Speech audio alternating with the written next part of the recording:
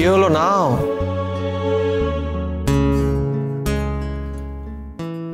আপনি আমার এত সেবা করছেন। তুমি আমার পেশেন্ট, আর পেশেন্টের সেবা করা ডক্টরের ধর্ম। সব পেশেন্টের এইভাবেই সেবা করেন নাকি? এই কথাবার্তা চিড়ি দেখো, ডিসকাস্টিং। এবার জল খেয়ে আমাকে উদ্ধার করো। আরে ঝিল, ঝিল কি করছো কি? আরে দাঁড়িয়ে পড়লে কেন? না না, আমার এখানে ঘুম হবে না, আমাকে সোফাতেই যেতে হবে। কেন এখানে ঘুম হবে না কেন? এতক্ষণ তো এখানেই ঘুমোচ্ছিলে। আচ্ছা উঠে যখন পড়েছো, তোমার প্রেশারটা একবার চেক করে দিই।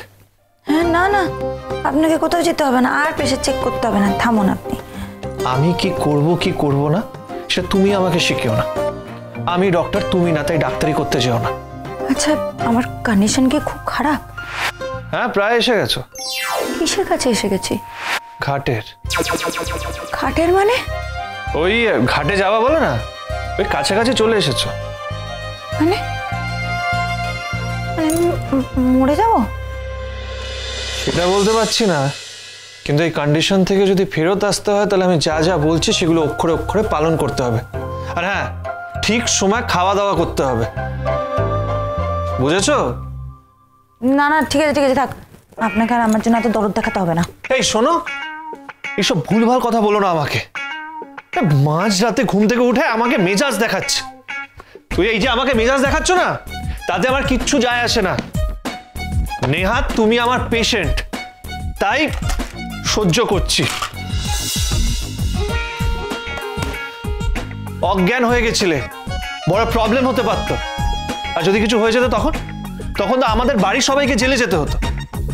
কিন্তু কি ভেবেছো তুমি?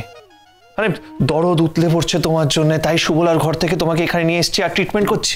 কেন না, আমি সেরকম কেন ভাবতে যাব? আমি কি অতটা বোকা? আমি খুব ভালো করে জানি সে করে এনেছেন না এখানে।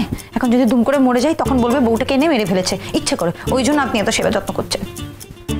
ওয়াও, একদম ঠিক। কত বুদ্ধি তোমার মাথায়। মানে মাঝে মাঝে আমি ভাবি যে এত বুদ্ধি যে সেগুলো তোমার মাথায় গজগজ করে না, কি করে সামলাও? টিস করছেন আমাকে? এই বাবা, তোমাকে আমি টিস করতে পারি? মানে আমার ঘাড়ে কটা মাথা বলো? হয়েছে তোমার বাজে কথা?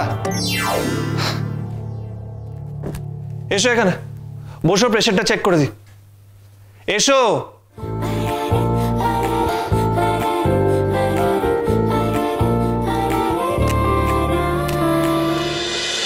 ভোলে বাবা পার করেগা, সোম থেকে রবি প্রতিদিন বিকেল 5:30টায় স্টার জলসায় ও জিও হটস্টারে।